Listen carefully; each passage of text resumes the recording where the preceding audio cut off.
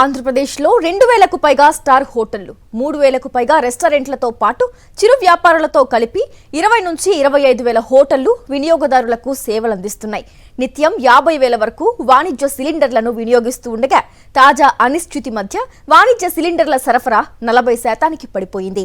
ఫలితంగా ఏపీలో అత్యవసరానికి కూడా వాణిజ్య సిలిండర్లు దొరకట్లేదు. ఇదే పరిస్థితి కొనసాగితే హోటళ్ల వ్యాపారాలు మూతపడి లక్షలాది మంది జీవనంపై ప్రభావం చూపనుంది. విజయవాడలో ప్రస్తుతం 50% గ్యాస్ సిలిండర్లు సప్లై చేస్తున్నారు. 10 సిలిండర్లు అవసరమైన చోట 5 నుంచి 6 సిలిండర్లు మాత్రమే ఇస్తున్నారు. బెజవాడలో ఒక్కో రెస్టారెంట్కు రోజుకు 6 నుంచి 8 సిలిండర్లు అవసరం కాగా ప్రస్తుతం రోజుకు 1 మాత్రమే దొరుకుతుందంటున్నాయి యాజమాన్యాలు. వారం రోజుల్లో గ్యాస్ ఆగిపోతుందేమోననే భయంతో కొందరు 3,000 రూపాయలు పెట్టి బ్లాక్లో సిలిండర్లు కొంటున్నారు. అసలే పెళ్లిళ్ల సీజన్ నడుస్తోంది. ఇలాంటి టైంలో గ్యాస్ సంక్షోభం ప్రజల్ని తీవ్ర ఇబ్బందులకు గురిచేస్తోంది. కర్ణాటక, చెన్నై, ముంబైలో ఇప్పటికే కొన్ని హోటల్స్ ఇబ్బందులు ఎదుర్కొంటున్నాయి. తెలుగు రాష్ట్రాలకు కూడా ఈ ఇబ్బంది మొదలైంది. విజయవాడలో హోటళ్ల పరిస్థితిపై మా ప్రతినిధి సురేందర్ మరిన్ని వివరాలు అందిస్తారు.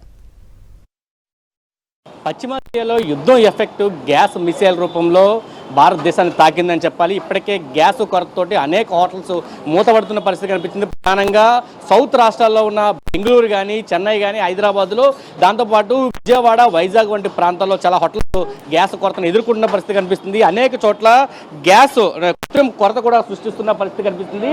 ఇప్పటికే చాలా హోటల్స్ దాదాపు 10 నుంచి 20% మేరకు హోటల్స్ అన్ని కూడా మూతబడిన పరిస్థితి. మరొక పక్క సాధారణ గ్యాస్ కూడా అందలేని పరిస్థితి ఎక్కడికాడ ఉందని చెప్పాలి. హోటల్ యాజమాన్యాలు అంతా కూడా ప్రభుత్వానికి విజ్ఞప్తులు చేస్తున్నారు, అధికారులకు విజ్ఞప్తులు చేస్తున్న పరిస్థితి కూడా కనిపిస్తుంది. మనతో పాటు హోటల్ యజమానికి ఉన్నారు, ఆయనతో కూడా మాట్లాడుతున్నాం. గ్యాస్ కొరత బాగా పెరుగుతున్న పరిస్థితి కనిపిస్తుంది. యుద్ధం ఇంకా కొనసాగే అవకాశాలు ఉన్నాయంటూ కూడా వార్తలు వినిపిస్తున్నాయి. యుద్ధం మొదలైన కాడి నుంచి గ్యాస్ అనేది రోజు రోజుకి షార్టేజ్ పెరుగుతుందండి.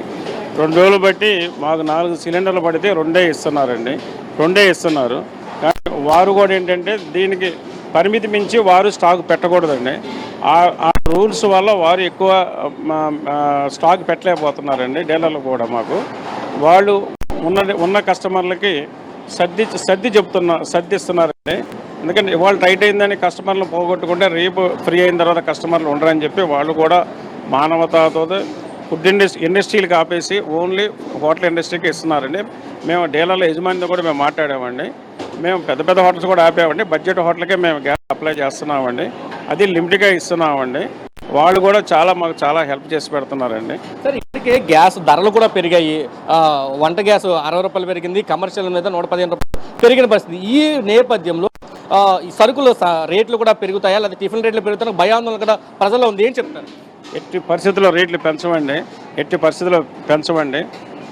యుద్ధం జరుగుతుంది కాబట్టి ప్రభుత్వానికి కానీ ప్రజలకు కానీ ఇది మేము ఇచ్చే సపోర్ట్ అండి. ఇది ఇవాళ ఏదో కృత్రిమంగా కొరత అయినందు వల్ల మేము రేట్లు ఎట్టి పరిస్థితుల్లో పెంచాలి కాదండి. ఇది మేమే లాభం ఆర్జించి కాదండి చేసేది. ఎవరికైనా బయటకు వచ్చిన తర్వాత తిండి కావాల్సిందే కదా. కానీ మేమేంటంటే ఆ యాంగిల్లో ఆలోచించి ఫుడ్ ప్రిపేర్ చేసి ఇవ్వటమండి.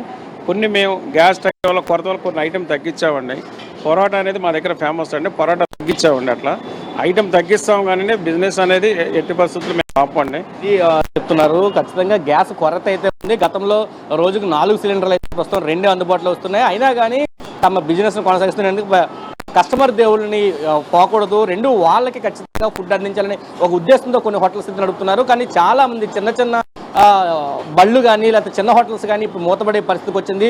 బెంగళూరు, చెన్నై లాంటి ప్రాంతాల్లో పెద్ద హోటల్సే మూతపడిన పరిస్థితి వచ్చింది. ఖచ్చితంగా ఈ క్రైసిస్ దాటుకుని ముందుకు వెళ్ళగలిగితేనే ఫుడ్ ఇండస్ట్రీ కూడా ముందుకెళ్తుందంటూ మల్లికార్జునరావు గారు చెబుతున్న పరిస్థితి మనకు అనిపిస్తుంది. దాన్ని అధిగమించడానికి కూడా ప్రభుత్వం నుంచి కానీ అధికారుల నుంచి కూడా సహకారం కావాలి. యుద్ధం ఎంత త్వరగా ముగిస్తే అంత త్వరగా ఇతర దేశాలన్నీ కూడా ఈ క్రైసిస్ నుంచి బయటపడే అవకాశం ఉందంటూ ఆయన చెబుతున్న పరిస్థితి అయితే కనిపిస్తుందని చెప్పాలి. కెమెరా పర్సన్ వంశీతో కలిసి సురేంద్ర, సాక్షి టీవీ, విజయవాడ నుంచి.